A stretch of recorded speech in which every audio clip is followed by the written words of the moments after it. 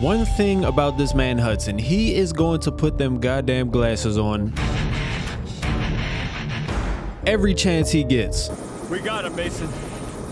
Jokes aside, Hudson established his career as a CIA agent after being handed one of his most difficult assignments. In Black Ops 1, Hudson is trying to retrieve the broadcast station numbers from a brainwashed Alex Mason. With the possible release of the Nova 6 chemical in every state capital in the country, Hudson has his interrogation work cut out for him. The question is though, why would Hudson do all of this work and then turn his back on Alex Mason and Frank Woods? Take the headshot. Well, the truth is there's a little bit more to it, and Hudson did not really have much of a choice. Let's take this back to Afghanistan, where Mason and Woods are supplying weapons to the Mujahideen in exchange for vital intel on Menendez's location. After encountering and then tying up Kravchenko, we hear a very important line that's repeated throughout this campaign.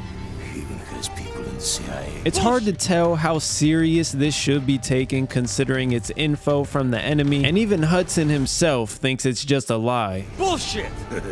This guy's fucking with us. First of all though, how does Hudson know so confidently that he's lying? And how come Woods and Mason get punched and tied up, but Hudson is still standing there with his hands up? At this time, is Hudson already in on the plan that he thinks is to capture and kill Raul? Intel checks out. It's Raul Menendez. Frank Woods, unlike Hudson, is here to kill. Let's not fuck around here, boys. Let's smoke this bastard.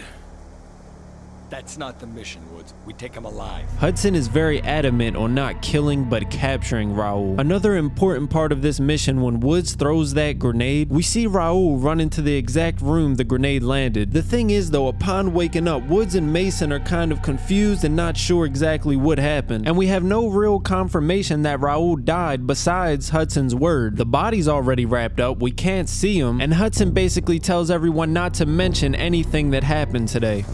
From this point on, today never happened. Now, besides the fact that Hudson was being a little bit weird on the radio and would not say anything more than he had to, Frank hears that line again from Kravchenko. Even has people in the CIA. Fucking Kravchenko. Remember what he said in Afghanistan?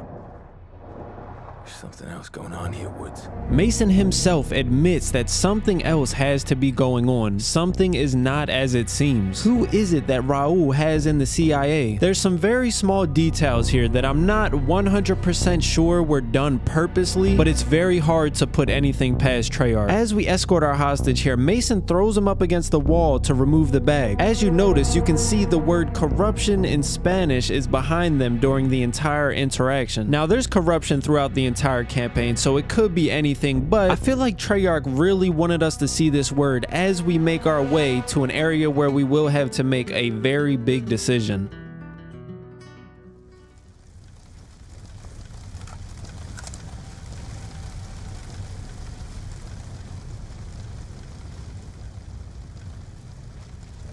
We are now heading up an elevator onto a roof where we will take our final steps before an entire story-changing decision. I may be going a little bit crazy, but that is a picture of two goddamn parrots before we walk out the door. The parrot is supposed to be a symbol of communication, individuality, and the power of mimicry. This is the art of imitating someone or something. Was that done on purpose? I have no idea. Up until this point, Hudson has become very confusing. He is not being himself over the radio. Hudson was not beat up and tied up in Afghanistan. Somehow Raul survived the grenade and Hudson did not want anyone to speak of the incident ever again. Every time we turn a corner, we see corruption. Kravchenko is telling us Raul has people in the CIA. Let's not forget that CIA documents were at Raul's mansion. And Pizza Face somehow is always with us, giving us that freaky ass smirk. Why in the hell would we get on a roof with a sniper and take a shot at a man with a bag on his head? And why the hell does Hudson keep telling us it has to be a headshot?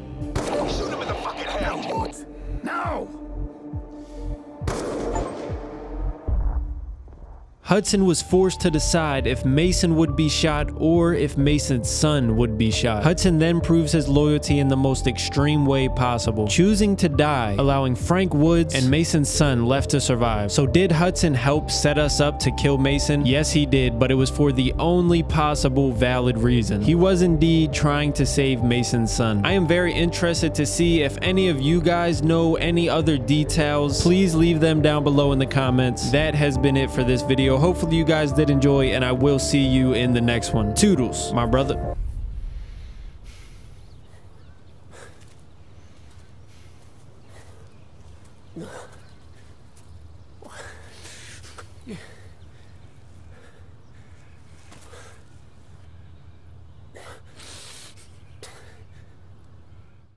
Your best friend, Alex Mason, is dead.